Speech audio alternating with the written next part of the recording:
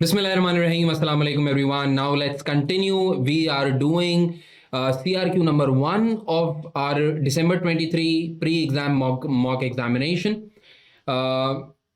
इस सवाल को देखना स्टार्ट करते हैं। एग्जामिनर कह रहा है शेवनी company has prepared a draft statement of profit और loss for the year ended 30th September 20x8 before any adjustments required by note 1 till 4 below. The summarized trial balance of Chevenix company as at 30th September 20x8 is as follows. Now you have been given the year end और इसको highlight कर लेने में ही हमारी बेहतरी है। आपके सामने ट्रायल बैलेंस दिया हुआ है। इस ट्रायल बैलेंस के अंदर आप देखें तो आपके सामने सबसे पहले $30,000 का शेयर कैपिटल है, पार वैल्यू $1 है। एग्जामिनर ने आपको सबसे पहले रिटेन अर्निंग्स लिख के दी हैं, साल के शुरू की रिटेन अर्निंग्स लिख के दी हैं जो कि हैं 10,100 साल के शुरू की retained earnings. Profit for the year ended 30th सितंबर 20x8 जो कि आपको ड्राफ्ट फॉर्म के अंदर गिवन है, इनकी वैल्यू है 2266। ड्राफ्ट प्रॉफिट और लॉस आपको लिख के दिया हुआ है। अगर आप अपनी राइट हैंड साइड के ऊपर जाके रिक्वायरमेंट्स के ऊपर गौर करें तो आपके पास टोटल 2 रिक्वायरमेंट्स हैं, एक 8 मार्क्स की और एक 12 मार्क्स की। 8 मार्क्स के लिए एग्जामिनर आपको कह रहा है कि that you need to prepare a schedule of adjustments required to the profit for the year of शेवनी company for the year ended 30th September 20x8 as the result of the information in notes 1 to 4।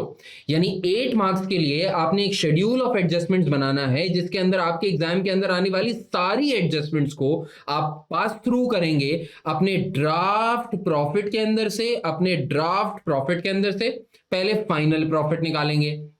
एक बार आपके पास final profit आ गया तो फिर 12 marks के लिए examiner आपको कह रहा है कि आप लोगों ने कैलकुलेट करना है या आपने बनाना है statement of financial position and that should be prepared to the nearest 1000।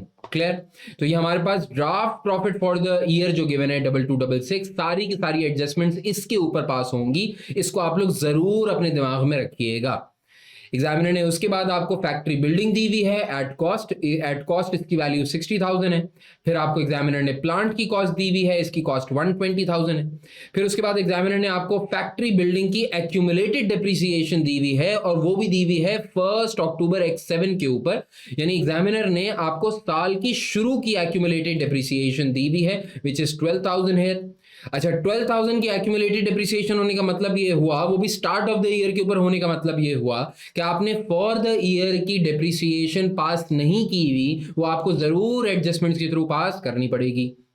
फिर प्लांट की एक्यूमुलेटेड डिप्रिसिएशन आपके पास 33,300 है। अगेन ये भी साल के शुरू की वैल्यू गिवन है, इसका मतलब फॉर द ईयर की डिप्रिसिएशन प्लांट में भी पास नहीं की हुई है। आगे बढ़ते हैं तो एग्जामिनर ने आपको बनी बनाई करंट लाइबिलिटीज दी हुई हैं विच इज 107,184। बने बनाए करंट एसेट्स दिए हुए हैं विच इज 44,100। ये आपके बैलेंस शीट बनाने के काम आएगा। आपके सामने प्रोसीड्स ऑफ 5% लोन गिवन है, प्रोसीड्स ऑफ 5% लोन गिवन है और ये 15,000 की प्रोसीड्स गिवन है आपको लोन नोट की। 15,000 की प्रोसीड्स गिवन है लोन नोट की। लेकिन एग्जामिनर ये जरूर कह रहा है कि इसके अंदर नोट नंबर 2 का इंपैक्ट आपको लेना पड़ेगा। नोट नंबर 2 हम पढ़ेंगे और उन एडजस्टमेंट्स को क्लैरिफाई करेंगे, उनको एडजस्ट करेंगे, फिर ही हमारे मामलात खत्म होंगे। डेफर टैक्स एग्जामिनर ने आपको दिया हुआ है क्रेडिट बैलेंस डेफर टैक्स का 4500। डेफर टैक्स का अगर बैलेंस ट्रायल बैलेंस में गिवन है तो इसका मतलब ये ओपनिंग बैलेंस है और क्रेडिट साइड पे गिवन है तो इसका मतलब opening balance of defer tax liability given है। वी ऑल नो कि हमको ओपनिंग बैलेंस और क्लोजिंग बैलेंस को कंपेयर करके, ओपनिंग बैलेंस और क्लोजिंग बैलेंस को कंपेयर करके फॉर द ईयर का इंपैक्ट पता लगाना होता है। इंशाल्लाह ताला हम फॉर द ईयर का इंपैक्ट पता लगाएंगे और अपने ड्राफ्ट पीएनएल के अंदर उसको एडजस्ट करेंगे। इंटरेस्ट पेड आपको गिवन है नोट नंबर 2 में। इंटरेस्ट पेड के बारे में मामला गिवन है नोट नंबर 2 में। जहां नोट नंबर 2 में लोन नोट का जिक्र है वहीं उससे रिलेटेड इंटरेस्ट का जिक्र भी होगा। इंटरेस्ट जो पे किया हुआ है वो 750 है। अच्छा, bye the way just for your knowledge, ये 750 का इंटरेस्ट ऊपर वाले प्रॉफिट के अंदर अकाउंटेड फॉर नहीं है। मैं फिर रिपीट कर रहा हूं, ये $750 का इंटरेस्ट ऊपर वाले प्रॉफिट के अंदर इनकॉर्पोरेटेड नहीं है। अगर इनकॉर्पोरेटेड होता तो ट्रायल बैलेंस के अंदर as a separate line item आपको नजर नहीं आ रहा होता। जो भी चीज प्रॉफिट में एडजस्टेड होती तो वो ट्रायल बैलेंस के अंदर सेपरेटली थोड़ी नजर आ रही होती आपको। ये ट्रायल बैलेंस के अंदर इंटरेस्ट पेड की अमाउंट सेपरेटली नजर आ रही है। इसका मतलब ही यही है कि ऊपर वाले प्रॉफिट और लॉस के अंदर एडजस्टेड नहीं है। क्लियर। फिर एक सस्पेंस अकाउंट आपको पास गिवन है जिसका जिक्र किया जाएगा नोट नंबर 1 के अंदर, और इस सस्पेंस अकाउंट की फिगर है 10,500। नाउ वी ऑल नो कि अगर हमें अपनी फाइनेंशियल स्टेटमेंट्स को कंप्लीट करना है तो ये सस्पेंस अकाउंट की बाकियात नहीं रह सकती, इसको खत्म होना होगा, खत्म होना होगा, खत्म होना होगा। क्लियर। अब एग्जामिनर ने आपके सामने कुछ नोट्स दिए हुए और ये तकरीबन 4 नोट्स हैं आपके पास, 4, 3, 2 और फिर 1। Will start with note number 1 first, और नोट नंबर 1 से लाजमन हमारे पास क्या निकलेगी, वर्किंग नंबर 1। मैंने यहाँ पे अपने पास लिख के रख लिया है अपने प्रैक्टिस प्लेटफॉर्म के ऊपर, this is working number 1। Examiner कहते हैं शेवनी company acquired the factory building on 1 October 20x2। आपका जो अकाउंटिंग ईयर एंड है वो 30 सितंबर x8 है, और ये जो बात कर रहे हैं ये फैक्ट्री बिल्डिंग की एक्विजिशन की बात कर रहे हैं 1 अक्टूबर 20x2 को, यानी कम से कम रिपोर्टिंग डेट से 6 साल पहले की बात कर रहे हैं, रिपोर्टिंग डेट से 6 साल पहले की बात कर रहे हैं। आगे आ जाएं। एग्जामिनर कहते हैं शेवनी company acquired the factory building on 1 October 20x2 when it had an estimated useful life of 25 years. Depreciation निकालने की खातिर यूजफुल लाइफ आपको कितनी बताई हुई है, 25 साल। Depreciation is charged on a pro rata basis. Examiner कहता है ऑन 1 अप्रैल 20x8, नोट कर लीजिए बेटा, ऑन 1 अप्रैल 20x8 यानी साल के बिल्कुल बीच में, साल के बिल्कुल बीच में, 6 मंथ्स डाउन द रोड। 1 अक्टूबर को हमारा ईयर स्टार्ट हुआ होगा, 1 अक्टूबर x7, नवंबर x7, दिसंबर x7, और जनवरी, फरवरी, मार्च तक 6 महीने गुजरे होंगे।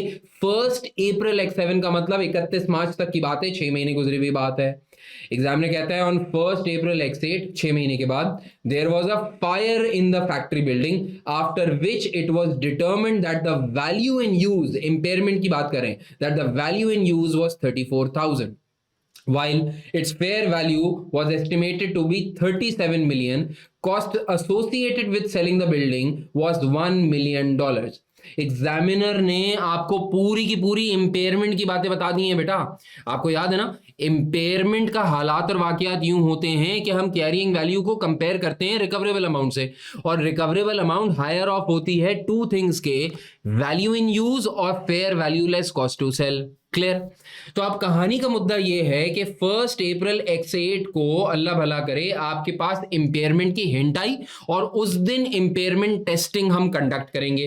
यानी फर्स्ट 6 मंथ्स बड़े नॉर्मल से थे, फर्स्ट 6 मंथ्स में कोई अजूबा नहीं था, कोई खास बात नहीं थी, और 6 मंथ्स के बाद जाके इंपेयरमेंट टेस्टिंग की बात आ रही है। एग्जामिनर कह रहा है no plant was damaged in the fire, building को डैमेज हुआ था, प्लांट को डैमेज नहीं हुआ था। कहते हैं at that date the estimated remaining useful life was also revised to 12 years. आपके पास रिमेनिंग यूजफुल लाइफ थी 12 साल। क्लियर। अच्छा, अब इसको सॉल्व कैसे करें, हम वर्किंग नंबर 1 के अंदर फैक्ट्री बिल्डिंग लिख देते हैं। ठीक है भाई, कहानी ये थी कि फर्स्ट 6 मंथ्स तक हालात नॉर्मल थे, तो इसका मतलब फर्स्ट 6 मंथ्स की कहानी बिल्कुल नॉर्मल होगी। हमारे पास एक फैक्ट्री बिल्डिंग थी, इसकी कॉस्ट अगर हम जाके देखें तो कॉस्ट थी, साल के शुरू की कॉस्ट 60,000, और इसकी एक्यूमुलेटेड डिप्रिसिएशन थी 12,000 की। ठीक है, तो कॉस्ट हो गई 60,000, एक्यूमुलेटेड डिप्रिसिएशन हो गई 12,000। Net book value as on 1 April x7, sorry as on 1 October x7, start of the year, हमारे पास नेट बुक वैल्यू थी 60,000 इंटू नेट ऑफ 12,000, 48,000 की हमारे पास नेट बुक वैल्यू थी। डन हो गया। फिर उसके बाद 6 मंथ्स तक मामला बड़े नॉर्मल से चलते रहे, यानी हम निकालेंगे फर्स्ट 6 मंथ्स डिप्रिसिएशन। ठीक है, फर्स्ट 6 मंथ्स की डिप्रिसिएशन कैसे निकालेंगे, एग्जामिनर ने लिख के दिया हुआ था कि हमारी नॉर्मल यूजफुल लाइफ 25 साल की थी, तो हमारी कॉस्ट थी 60,000 डिवाइड बाय 25 मल्टीप्लाई बाय 6/12, तो 1200 की फर्स्ट 6 मंथ्स की डिप्रिसिएशन आई। मैं इसके साथ माइनस लगा रहा हूं बेटा ताकि माइनस में आंसर आ जाए। ठीक, फिर हमारी नेट बुक वैल्यू निकल कर आ गई होगी इसके नतीजे में 1 अप्रैल x8 की 48,000 नेट ऑफ 1200 निकल कर आ गई होगी 46,800। सही। अच्छा याद रखना, ये जो फर्स्ट 6 मंथ्स की डेप्रिसिएशन निकल कर आई है ये हमारे प्रॉफिट और लॉस के अंदर हिट होगी, तो हम यहां लिख सकते हैं कि भाई ये हमारे पीएनएल के अंदर जाएगी।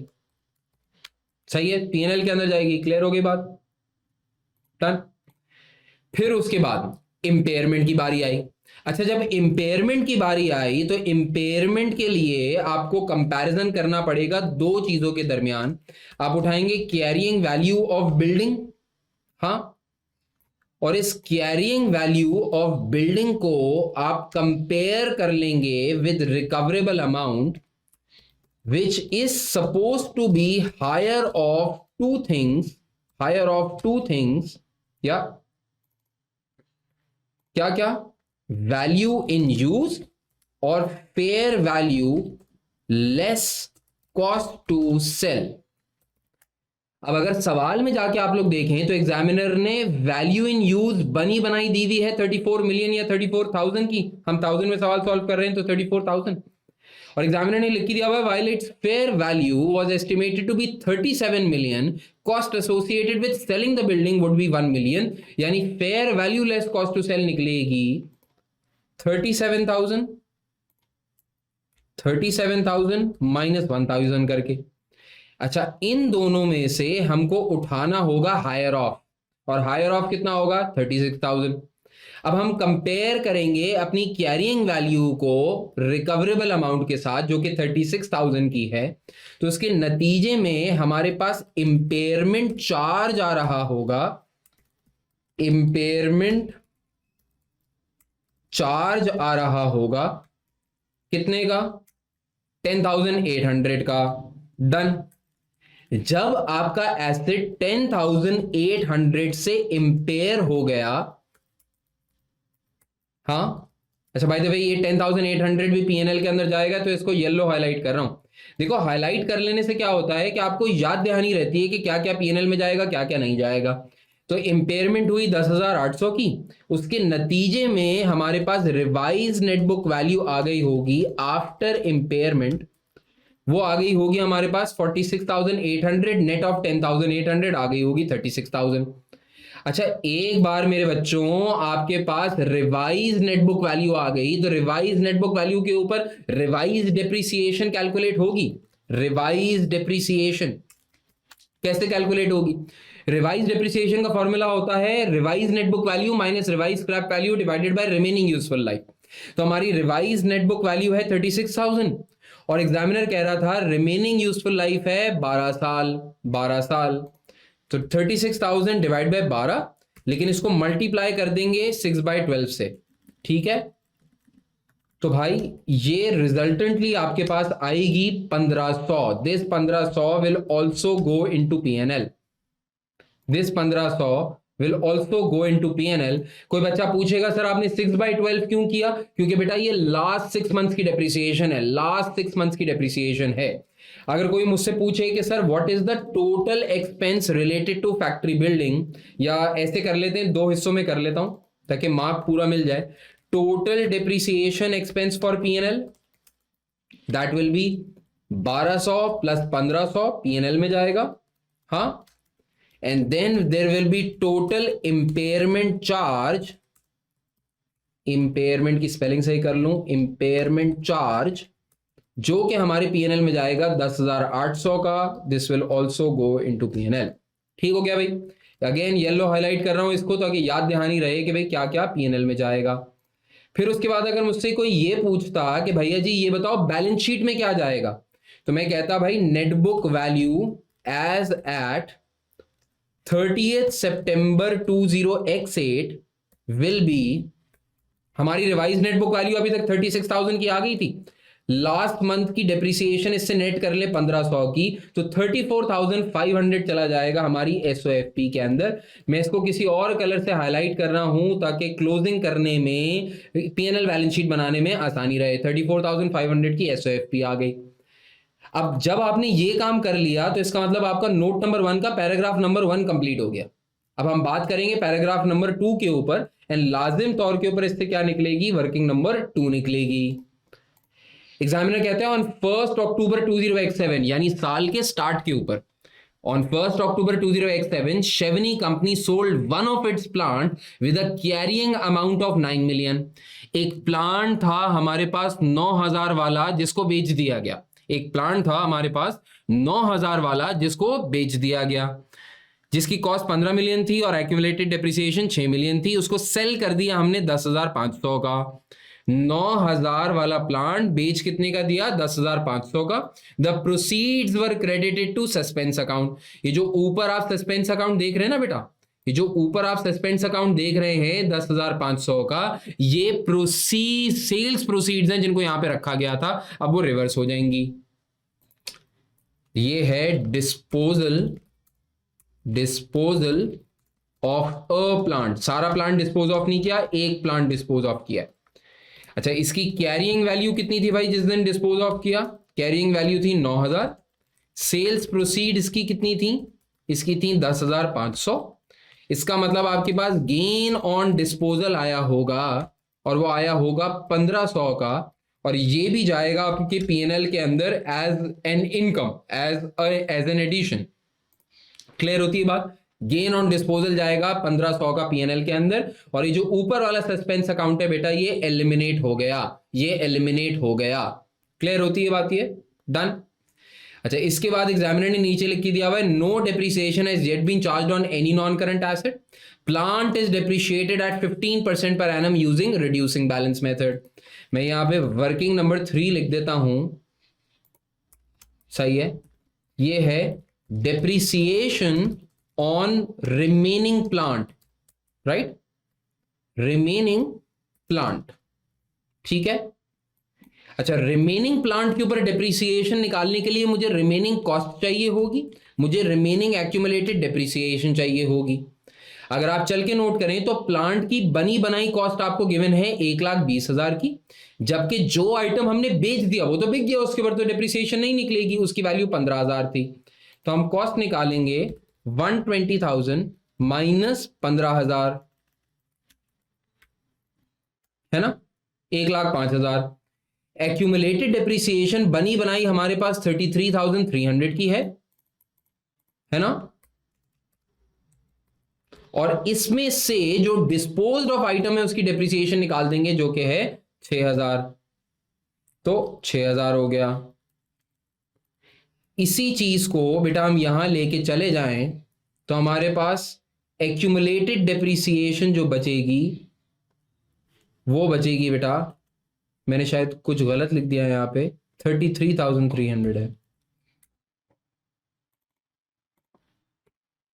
ठीक है. Net book value of remaining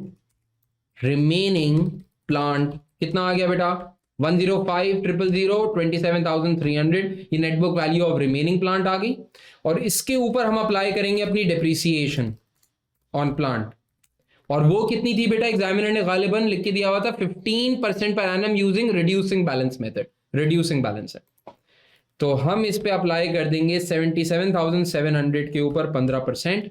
ये हमारे पीएनएल की वैल्यू आ गई. येलो हाईलाइट कर रहा हूं ताकि याद रहे कि ये पीएनएल में जाएगा.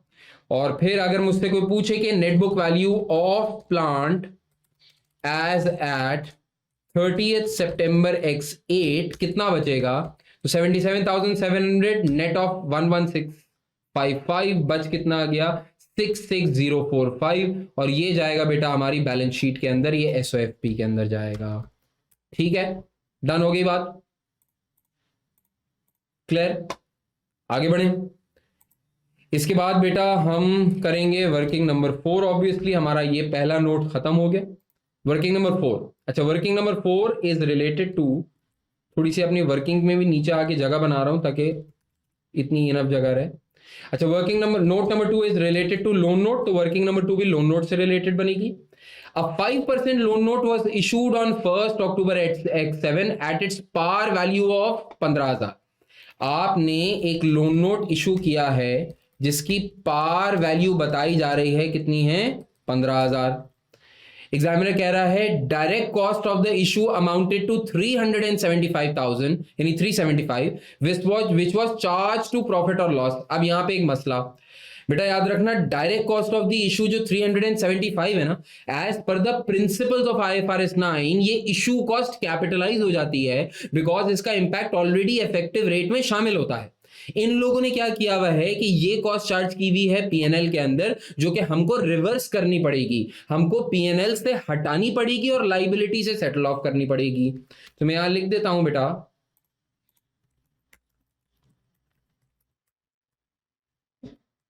इशू कॉस्ट 375 और यहां लिख रहा हूं बेटा, this will be added back to PNL, यानी प्रॉफिट में ऐड बैक हो जाएगा, और इसको येलो हाईलाइट कर दिया। फिर उसके बाद बेटा हमारे पास नेट इशू वैल्यू कितनी आ जाएगी after setting of issue cost, 15,000 plus 375 आ गया 14,625। डन। एग्जामिनर ने कहा है the loan will be redeemed in 5 years time at a substantial premium which gives it an effective interest rate of 8%। हम सबको मालूम है कि जो पीएनएल के अंदर इंपैक्ट जाता है वो इंटरेस्ट पेड का नहीं जाता बल्कि इंटरेस्ट एक्सपेंस का जाता है, जो कि कैलकुलेट हो रहा होता है बेस्ड ऑन इफेक्टिव रेट, और इसके लिए हमें एक अदद अमोर्टाइजेशन स्केड्यूल बनाना पड़ता है। एक कॉलम आएगा डेट का, एक कॉलम आएगा अमोर्टाइज कॉस्ट ब्रॉट फॉरवर्ड का, एक कॉलम आएगा इंटरेस्ट एक्सपेंस का, एक कॉलम आएगा इंटरेस्ट पेड का, एक कॉलम आएगा अमोर्टाइज कॉस्ट कैरेट फॉरवर्ड का। ठीक है, थोड़ा सा कॉलम्स को बड़ा बड़ा कर रहा हूं बेटा,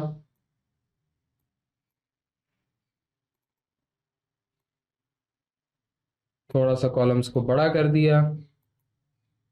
ठीक है, सबसे पहले बेटा बात करते हैं, हमारे पास ये कहानी शुरू हुई है बेटा 1 अक्टूबर X7 को, तो यहां लिख रहा हूं बेटा 1 अक्टूबर X7, सही है।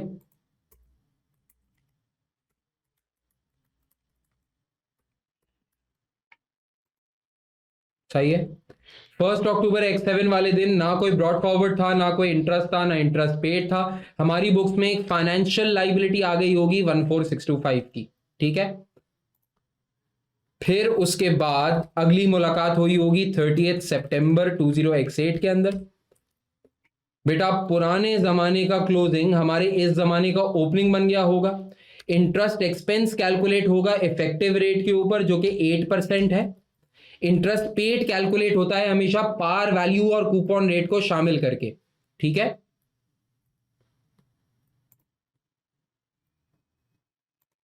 तो इज इक्वल्स टू माइनस हमारा पार वैल्यू थी बेटा 15,000 और इसके ऊपर अप्लाई होगा नॉर्मल कूपन रेट जो कि गालिबन 5% था। तो हमारी क्लोजिंग लाइबिलिटी कितनी बन गई होगी बेटा 15045।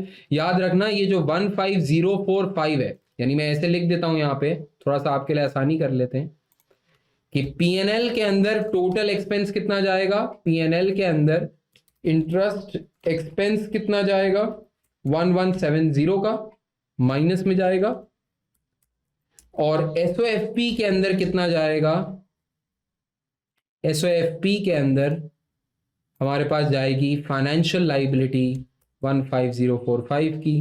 This will go as a liability in our books. ठीक है, एसओएफपी में जो जाने वाली चीज है बेटा उसको ग्रीन कर देते हैं, जो पीएनएल में जाने वाली चीज है बेटा उसको येलो कर देते हैं। Done, this will be reported in PNL. Okay, ये वर्किंग भी कर ली बेटा, ये लोन नोट वाला वर्किंग भी खत्म। अब हम करेंगे बेटा मेरे दोस्तों, जल्दी जल्दी करेंगे हम इंशाल्लाह। हम करेंगे वर्किंग नंबर 5। अल्लाह अकबर, वर्किंग नंबर 45 लिख दिया भाई, वर्किंग नंबर 5। ठीक है जी,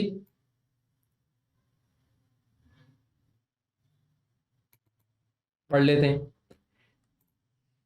एग्जामिनर कह रहा है इन सितंबर 2018 यानी ईयर एंड वाले मंथ के अंदर, in September 2018 Chevron company's internal audit department discovered the company's credit controller who did not return from a forest business trip has been defrauding the company for some time। शेवनी company कह रही है कि हमारे पास हमारा एक इंटरनल ऑडिट डिपार्टमेंट का बंदा है जो जो इंटरनल ऑडिट डिपार्टमेंट ने फाइंड आउट किया कि हमारा एक क्रेडिट कंट्रोलर है, वो फॉरेन बिजनेस ट्रिप पे गया और वापस ही नहीं आया, और वो बिजनेस को, कंपनी को डिफ्रॉड कर रहा था. Payments of 500,000 from the company's trade receivables have been stolen by the credit controller and are not recoverable. Not recoverable का मतलब क्या हुआ बेटा? हम वर्किंग नंबर 5 के अंदर बेड डेट की बात कर रहे हैं. क्रेडिट कंट्रोलर बाहर गया और बाहर ही हो गया, हमारा तो बेड डेट हो, कंपनी के पॉइंट ऑफ व्यू से बेड डेट हो गया. कंट्रोलर का फायदा, कंपनी का नुकसान. ठीक है, कहते हैं this amount is still included in the receivable balance, यानी रिसीवेबल बैलेंस से बेड डेट को उड़ाना पड़ेगा. Of the total amount stolen, the internal audit department discovered that 183,000 was taken in the year ended 30th September X7, that means last year, and the remainder to the current year. क्या कह रहा है भाई? Examiner कह रहा है कि 180 out of this 500,000, 183 was related to previous year, the remaining was related to this year. अच्छा, जो प्रायर ईयर बेड डेट है, जो प्रायर ईयर बेड डेट है, this is a prior period error, and as per IAS 8 this should be written off, कितना था? 183. This should be written off, this should be adjusted in retained earnings, in opening retained earnings as per IAS 8. हम सब लोगों को मालूम है कि IAS 8 ये कहता है कि अगर कोई प्रायर पीरियड एरर हो जाए, तो अगर ये पिछले साल का एरर है तो पिछले साल के बैलेंस में एडजस्ट होना चाहिए. ये 183 जाएगा अगेंस्ट रिटेन अर्निंग. जो करंट ईयर बेड डेट है, जो करंट ईयर बेड डेट है, यू नो दैट वाज 500 में से रिमेनिंग वाला 317, this will be charge to P&L. This will be charge to P&L. Clear होती है बात ये? अच्छा, करंट एसेट्स में से कितना डिडक्ट होगा? Whole of 500 will be deducted from current assets as the debt is a bad date.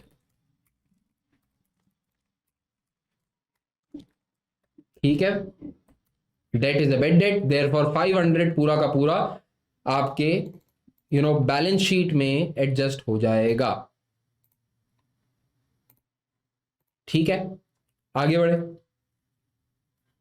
ये भी कर लिया भाई. Shenvi is not insured against this fraud and it cannot be recovered from the credit controller, nor it is for is it tax deductible for tax purposes. फिर उसके बाद आ जाते हैं जी जरा वर्किंग नंबर 6 के ऊपर. Working number 6 is related to the last note which is defer taxation. तो defer tax की बात करते हैं. एग्जामिनर कह रहा है एट 30th September 2018, यानी ईयर एंड के ऊपर, the tax written down value of the property plant and equipment was 75,000. भाई डेफर टैक्स की बात कर रहे हैं तो हम सब लोगों को ये मालूम है कि डेफर टैक्स 3 कॉलम्स के जरिए निकलता है. हम हमेशा कंपेयर करते हैं अपनी कैरिंग वैल्यू को विद टैक्स बेस, जिसके नतीजे में आता है हमारे पास टैक्सेबल टेम्पररी डिफरेंस. हाँ, टेम्पररी डिफरेंस आता है जिसके नतीजे में. ठीक है, तो हमारे पास एक आइटम है प्रॉपर्टी प्लांट एंड इक्विपमेंट का, जिसकी carrying value, property plant and equipment में हमारे पास 2 आइटम थे, फैक्ट्री बिल्डिंग और प्लांट एंड इक्विपमेंट. तो दोनों आइटम की कैरिंग वैल्यू अगर मैं लेकर आऊं तो फैक्ट्री बिल्डिंग की कैरिंग वैल्यू बन रही थी 34,500, और इसमें ऐड कर लूं मैं 66,045 जो कि प्लांट की वैल्यू बनती है, तो टोटल आपके पास कैरिंग वैल्यू है 100,545. टैक्स बेस है हमारे पास 75,000 का. कैरिंग वैल्यू ज्यादा है, टैक्स बेस कम है, तो इसका मतलब आने वाला डिफरेंस टैक्सेबल टेम्पररी डिफरेंस कहलाएगा. और पूरा जमाना जानता है कि जब भी टैक्सेबल टेम्पररी डिफरेंस को टैक्स रेट से मल्टीप्लाई किया जाता है, जो कि यहां पे इस केस में 20% है, तो जब भी मल्टीप्लाई किया जाता है तो ये आता है आपके पास DTL, डेफर टैक्स लाइबिलिटी. तो क्लोजिंग डेफर टैक्स लाइबिलिटी जो हमारे पास आ गई है वो 5109 की आ गई है.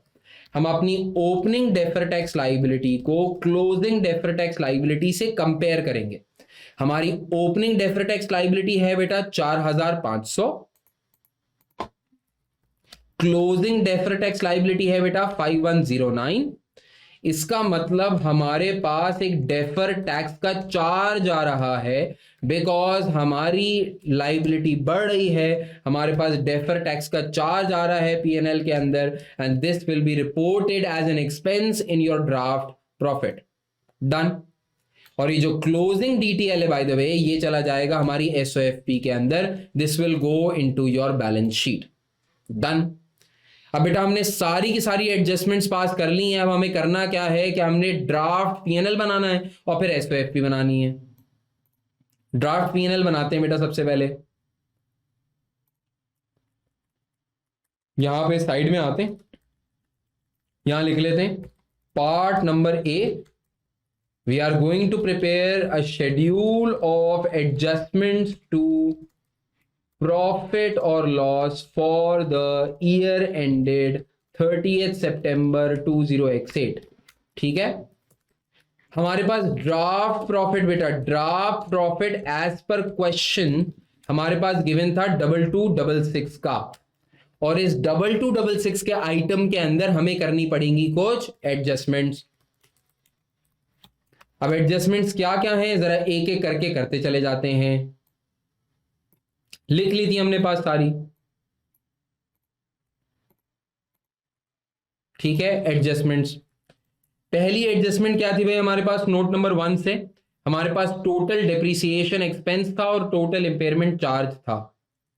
तो टोटल डेप्रिसिएशन ऑन फैक्ट्री और इंपेयरमेंट ऑन फैक्ट्री, ये दो हेड्स हैं, माइनस में ही आएंगे। अच्छा ये ऑलरेडी माइनस हुए हुए, तो 2700 आ गया और 10,800 आ गया नोट नंबर 1 से, ठीक है।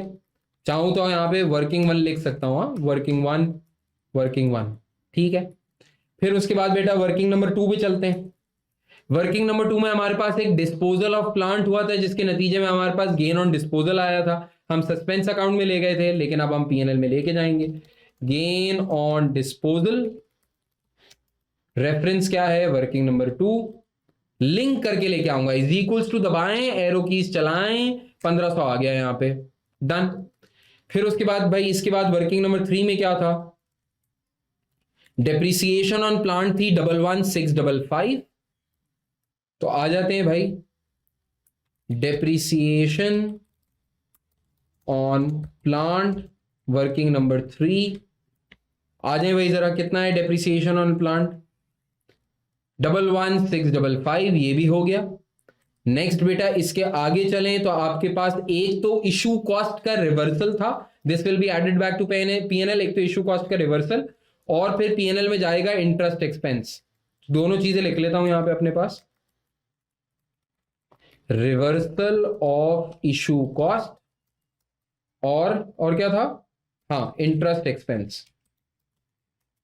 This is related to working number 4, link करके लेके आते हैं बेटा। हमारे पास भाई एक तो ये ऐड बैक होना है, इसको मैंने माइनस में लिखा हुआ है लेकिन यहाँ पे ऐड बैक होगा, और दूसरा आपके पास इंटरेस्ट एक्सपेंस था जो कि था 1170 का, ये भी आ गया यहाँ पे, ठीक है। वर्किंग 4 से भी सब कुछ उठा लिया। आ जाए जरा वर्किंग 5 देखते हैं। वर्किंग 5 में एक बेड डेट है और फिर वर्किंग नंबर 6 के अंदर डेफर टैक्स है। तो एक तो बेड डेट और आना है और फिर डेफर टैक्स चार्ज और आना है, ये आएगा वर्किंग नंबर 5 से, ये आएगा वर्किंग नंबर 6 से। बेड डेट सिर्फ करंट ईयर वाला आएगा, बाकी ओपनिंग रिटेन अर्निंग के अंदर एडजस्ट होगा एज पर IAS 8, ठीक है। माइनस में आएगा बेटा, इसको ख्याल रखना। और फिर एक डेफर टैक्स चार्ज आ रहा है आपके पास, और वो डेफर टैक्स चार्ज है, अल्लाह माफ करे,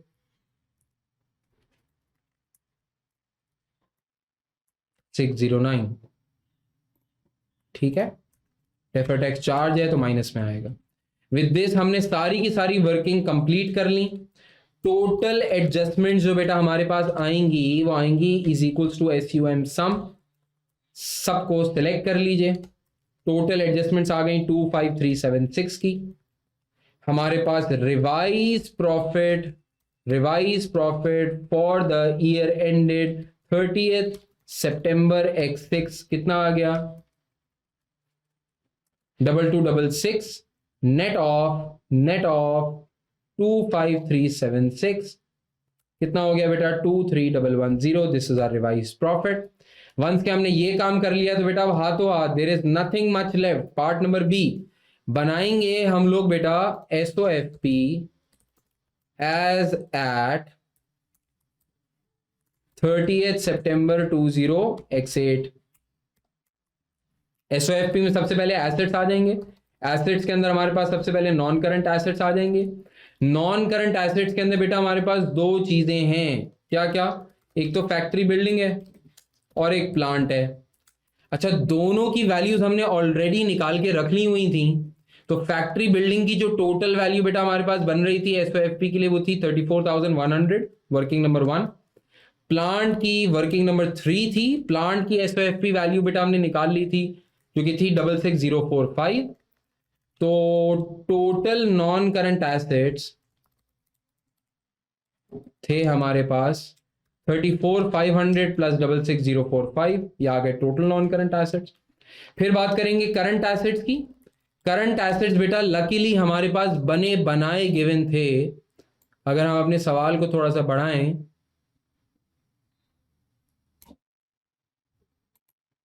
तो बेटा सवाल में बने बनाए करंट एसेट्स हमारे पास गिवन है 44,100 के, लेकिन इसमें से बेड डेट लेस होना था. तो करंट एसेट्स में से 44,100 माइनस 500 का बेड डेट. ठीक है, तो ये आ गया भाई आपके पास 43,600. टोटल एसेट्स कितने हो गए बेटा आपके 100,545 प्लस 43,600. ये आ गया आपके पास टोटल एसेट्स 14415 के. इसके बाद चलेंगे बेटा इक्विटी एंड लाइबिलिटीज के ऊपर. इक्विटीज एंड लाइबिलिटीज के अंदर सबसे पहले इक्विटी है. इक्विटी के अंदर बेटा ऑर्डिनरी शेयर कैपिटल है. ऑर्डिनरी शेयर कैपिटल अगर हम सवाल में से चल के देखें तो बना बनाया 30,000 का गिवन है. बना बनाया तो हम यहां से कर देंगे 30,000. फिर उसके बाद आएंगे बेटा रिटेन अर्निंग्स. कोई रिवैल्यूएशन वगैरह तो है नहीं इस सवाल में. रिटेन अर्निंग्स में ख्याल इस बात का रखना है कि देखो जैसे ओपनिंग बैलेंस हमारे पास गिवन है 10,100, तो हम 10,100 लेंगे. पहले इसमें से एडजस्ट करेंगे वो ओपनिंग वाला बैलेंस, वो ओपनिंग बेड डेट वाला बैलेंस जो कि 183 का था, ये माइनस करेंगे. और फिर इसमें से एडजस्ट करेंगे इस साल का पीएनएल बैलेंस. और इस साल का पीएनएल बैलेंस था 23,110. पीएनएल फिगर थी 23,110 इस साल का लॉस. राइट, तो ये अगर हम कर लें तो हमारे पास वैल्यू आ जाती है 13,193 की.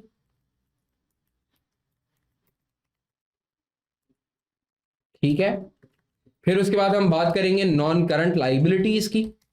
नॉन करंट लाइबिलिटीज में if I am not wrong तो हमारे पास दो चीजें आनी चाहिए. एक तो लोन नोट्स, दूसरा डेफर टैक्स. लोन नोट्स की SOFP वैल्यू भी बेटा हमने निकाल ली हुई थी. चल के देखते हैं जरा 15045. ये देखो लोन नोट्स की वैल्यू निकाल ली हुई थी. डेफर टैक्स अगर हम चल के देखें तो डेफर टैक्स का भी क्लोजिंग डेफर टैक्स लाइबिलिटी हमने निकाल ली थी 5109 की. सही है, ये आ गई हमारे पास. इसके बाद मेरे बच्चों एक चीज ही रह गई है आपके पास, वो है करंट लाइबिलिटीज. करंट लाइबिलिटीज भी मेरे ख्याल से आपको बनी बनाई गिवन थी. और अगर वो बनी बनाई में चल के देखूं आप लोगों के साथ, करंट लाइबिलिटीज हमारे पास थी 107,184 की. 107,184 की. 107,184 की. टोटल इक्विटी एंड लाइबिलिटीज कर लेते हैं. दीज विल बी, बल्कि सबको सम ही कर लेता हूं.